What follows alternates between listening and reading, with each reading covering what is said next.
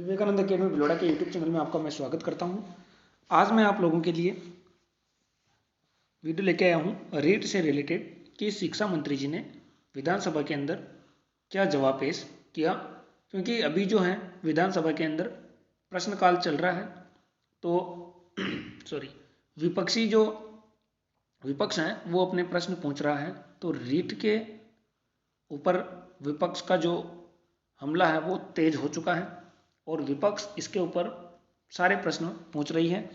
तो सभी मंत्री जी और शिक्षा मंत्री जी ने क्या जवाब दिया है स्पेशल, इसके ऊपर हम बात करते हैं। देखिए फ्रेंड्स, राज्य सरकार भर्ती परीक्षा और पेपर लीक रोकने के लिए कठोर कानून बनाएगी। रीट पेपर लीक प्रकरण में एसओजी त्वरित कार्रवाई कर रही है, शिक्षा मंत्री जी ने बयान दिया है।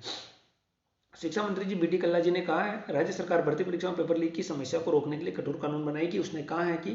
उन्होंने कहा है कि रीट पेपर लीक प्रकरण में स्पेशल ऑपरेशन ग्रुप यानी कि जो एसओजी रीट भर्ती प्रक्रिया की पूरी जो जांच कर रही है वो सही दिशा में काम कर रही है और जांच कर त्वरित कार्रवाई कर रही है। दोस्तों, एक बात मैं यहाँ पर बताना चाहता हूँ कि जो विपक्ष में जब बीजेपी की सरकार थी तब गुलाब चंद जी कटारिया के पास गृह विभाग था, तो गृह मंत्री थे, तो उन्होंने भी यहाँ पर सवाल जवाब किए हैं। तो गुलाब चंद जी कटारिया ने कहा है कि एसओजी जो है उसकी एक लिमिटेशन होती है, वो प्रभावशाली लोगों के ऊपर कार्रवाई नहीं कर सकती है, इसलिए यहाँ पर सीबीआई जांच की मांग भी विपक्ष यहाँ पर तेज कर रहा है। आगे बात करते हैं हम।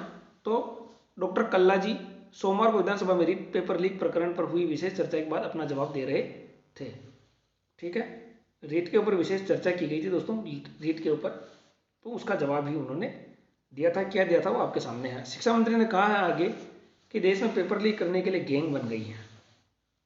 जी दोस्तों, ये बात बिल्कुल सही है। आने वाले समय में इस गैंग को खत्म करने के लिए कठोर कानून की जरूरत है। पिछले जो भर्ती परीक्षाएं हम देख रहे हैं उसके अंदर भी बहुत सारे पेपर आउट हुए हैं। यूजीसी नेट, एसएससी, सीजीएल, थल सेना, जीडी सहित उत्तर प्रदेश, महाराष्ट्र, हरियाणा, उत्तराखंड एवं गुजरात में भी विभिन्न भर्ती परीक्षाओं में पेपर लीक हुए हैं। राजस्थान में आरएस 2013 सहित अन्य परीक्षाओं में भी पेपर लीक होने पर परीक्षाएं रद्द करनी पड़ी। उन्होंने कहा है कि ऐसी घटनाओं को रोकने के लिए सख्त कानून बनने की आवश्यकता है। इसके लिए राज्य सरकार बड़े कानून बनाएगी ताकि कोई व्यक्ति पेपर लीक करने की हिमाकत नहीं कर सके। दोस्तों, सरकार जो है हर साल आती है, हर 5 साल में बदल जाती है, तो उम्मीद करते हैं कि इस बार थोड़ा अच्छा कानून बन जाए, क्योंकि हर बार अगर ये हो रहा है तो उस समय का जो विपक्ष है कर क्या रहा था। इस बार अगर विपक्ष इतना हावी हो रहा था तो उस समय का जो विपक्ष है वो कर क्या रहा था। तो इसलिए अभी जो समय है आप लोग अभी कीजिए, आने वाले समय में उनके ऊपर नहीं छोड़ें। अभी जो आप लोगों को लग रहा है कि ये गलतियां हैं इसको सुधारें आप और इसको कठोर से कठोर यहाँ पर कानून बनाएं।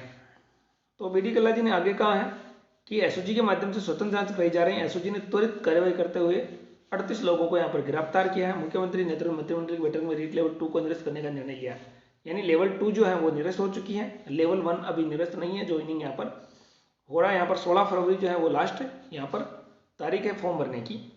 साथ ही अभी 9 फरवरी लास्ट थी दोस्तों, लेकिन स्पेशल बीएसटीसी वाले के जो कुछ याचिका करते थे उनके लिए तारीख आगे बढ़ाई। मुख्यमंत्री के प्रूफ बनाने के लिए जस्टिस वीके व्यास, आरपीएससी के पूर्व chairman Shri M L Kumawat, कार्मिक विभाग के प्रमुख शासन सचिव श्री हेमंत गेरा सहित अन्य सदस्य समिति का गठन किया गया है, जो 45 दिन में अपनी रिपोर्ट देगी। दोस्तों, इस पर भी मैं अगर एक बात कहना चाहूँ तो सरकार से उम्मीद करते हैं कि जो ये समिति है ये 45 दिन अगर इनको दिया है तो मैं उम्मीद करता हूँ कि ये 45 दिन में अपनी रिपोर्ट सौंप देवें। ऐसा नहीं हो कि 3 महीने का कार्यकाल और मांग लेवें, कार्यकाल बढ़ा दिया जाए, ऐसी बातें यहाँ पर नहीं हो तो अच्छा है, क्योंकि बेरोजगार पहले ही बहुत परेशान है। और ऐसी बातें अक्सर हम देखा करते हैं, सुना करते हैं कि कोर्ट के अंदर तो तारीख पे तारीख मिलती है और ये समितियों का जो समय है वो कार्यकाल इनका आगे से आगे खिसका देते हैं, बता देते हैं कि ऑफिशियल कोई कारण है। ऐसा कुछ कारण नहीं होता है। 45 दिन अगर जब इनको दिया गया तो 45 दिन के अंदर ये क्यों नहीं दे सकते हैं। इनको इनकी पूरी रिपोर्ट अच्छे ईमानदारी के साथ यहाँ पर पेश करनी चाहिए और ऐसा कानून बनाना चाहिए ताकि आने वाली भर्ती प्रक्रियाओं में कोई भी यहाँ पर जो है आदमी पेपर लीक करवाने के बारे में सोचे तक नहीं, और कोई भी निजी आदमी को इसके अंदर नहीं लगाना चाहिए, सारे सरकारी आदमी को ही इसमें लगाया जाना चाहिए। उन्होंने बताया कि जिला स्तरीय समिति के अनुमोदन के बाद जयपुर सहित विभिन्न जिलों में कोषागार के अलावा अन्य स्थानों पर पेपर निर्णय लिया गया। उन्होंने कहा कि रीट लेवल में कोई लीक नहीं होने पर काउंसलिंग कराकर तय समय पर पात्र अभ्यर्थियों को नौकरी दी जाएगी। दोस्तों रीट लेवल 1 में कोई यहाँ पर लीक नहीं होने की खबर मतलब नहीं मिली है, यानी कि पेपर लीक और नहीं हुआ। अगर दोस्तों पेपर लीक नहीं हुआ है तो जो कट ऑफ है वो 125 से ऊपर नहीं जा सकती हैं, जैसा कि हमने पहले ही कहा था, क्योंकि इससे पहले जो पेपर हुआ था उसकी कट ऑफ 111 थी और वो भी 106 तक आ चुकी थी जनरल की कट ऑफ। और इससे पहले अगर हम बात करें 2015-16 की, तो उसमें भी जो कट ऑफ है वो थी 117 के आसपास। तो दोस्तों इतना भी पेपर सरल नहीं था। अगर लीक नहीं हुआ है तो कट ऑफ 125-26 के आसपास यहाँ पर देखने को मिलेगी, जैसा कि मैंने आपको इससे पहले वाली वीडियो में बता रखा है। बाकी दोस्तों अगर पेपर लीक होता है ऐसे कुछ होता है तो कट ऑफ बहुत ज़्यादा हाई जाने वाली है, हम सबको यहाँ पर ऐसी खबरें हम देखने को मिल रही है। लेकिन दोस्तों निश्चिंत रहे, जो भी होगा अच्छा होगा। सरकार ने बहुत सारा अच्छा फैसला सोच समझ के ही ये चीज़ें आगे बताई हैं। शिक्षा मंत्री जी ने आगे कहा, कोविड की ऊपरी परिस्थितियों की वजह से राज्य में रीट परीक्षा तिथियां बढ़ानी पड़ी। राज्य सरकार ने गत वर्ष सितंबर माह में रीट परीक्षा संपन्न कराई। इसके लिए हर स्तर पर माकूल व्यवस्थाएं की गई। बिल्कुल मान रहे हैं हम, सब्जी पूरी की व्यवस्थाएं बहुत अच्छी थी, सारी चीज़ें अच्छी थी, लेकिन एक ही व्यवस्था अच्छी नहीं थी, पेपर आउट होने की। रीट परीक्षा संपन्न कराई, इसके लिए हर स्तर पर माकूल व्यवस्थाएं की गई। ये चीज़ें इन्होंने बताई हैं। आगामी 2 साल में इतने ही लोगों को सरकार राज्य सरकार ने 33 श्रेणी अध्यापक के 30,000 पद बढ़ाकर 62,000 पद किए हैं। तो दोस्तों मैं एक बात ये कहना चाहता हूँ, 31,000 ये 2019 की भर्ती है। 31,000 जो पद हैं ये 2019 की भर्ती है, तो इसमें पद बढ़ाने का कोई सवाल ही नहीं है। अब 2022 चल रहा है, ठीक है, 3 साल हो गए इस भर्ती को। तो शिक्षा विभाग इतना बड़ा विभाग है राजस्थान में, तो बहुत सारे पद खाली होते हैं, तो इतने सारे पद होते हैं। ये 30,000 जो है दोस्तों, इन्होंने नई भर्ती की जो घोषणा की थी पहले 20,000 की, उसको 30,000 कर दिया इन्होंने।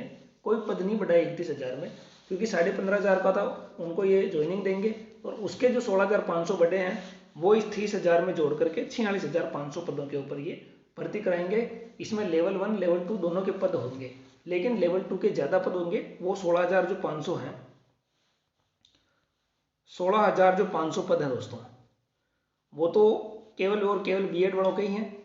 लेकिन जो 30,000 पद है दोस्तों, 30,000 पद, इसके अंदर लेवल 1 और लेवल 2 दोनों के पद इसके अंदर शामिल हैं।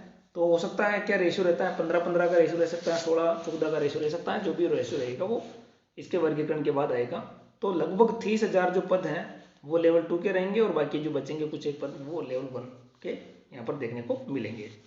ये एक बात कही है। तो 15,000 पर नियुक्ति हो जाए, बाकी शेष 50,000 पर शीघ्र भर्ती करवाकर बेरोजगारों को यहाँ पर नौकरी दी जाएगी। तो ऐसा इन्होंने जो है शिक्षा मंत्री जी ने आज विधानसभा के अंदर ये वाली बातें यहाँ पर रखी हैं। तो दोस्तों कहीं ना कहीं हम सभी को यहाँ पर सरकार से मांग करनी चाहिए कि जल्दी से जल्दी तय समय पर यहाँ पर परीक्षाएं हों, बेरोजगारों को यहाँ पर परेशान नहीं होना पड़े। तय समय पर कैलेंडर एक बनाएं आप लोग कि भाई इस तारीख से यहाँ तक फॉर्म भरे जाएंगे, कि भाई यहाँ से यहाँ तक फॉर्म भरे जाएंगे, इसके बाद इसको तारीख होगी, तारीख के बाद यहाँ पर इस तारीख को आंसर की आएगी, इसके बाद यहाँ पर आप लोगों से जो भी हैं सुझाव मांगे जाएंगे उस आंसर की के ऊपर, इस तारीख को रिजल्ट आएगा, रिजल्ट के बाद ये काउंसलिंग के फॉर्म भरे जाए। इस तरह से यहाँ पर पूरा कैलेंडर प्रक्रिया यहाँ पर होनी चाहिए, ताकि बेरोजगारों को पता रहेगी इस तारीख पर ये मेरे को ये करना, वो भी अपना जो टाइम टेबल वो बनाकर चले। तो दोस्तों उम्मीद करते हैं आपको ये वीडियो अच्छा लगा होगा। लाइक शेयर और सब्सक्राइब जरूर कर दें अगर आपको पसंद आया तो। बाकी दोस्तों मिलते हैं अगले वीडियो में, तब तक के लिए जय हिंद जय भारत।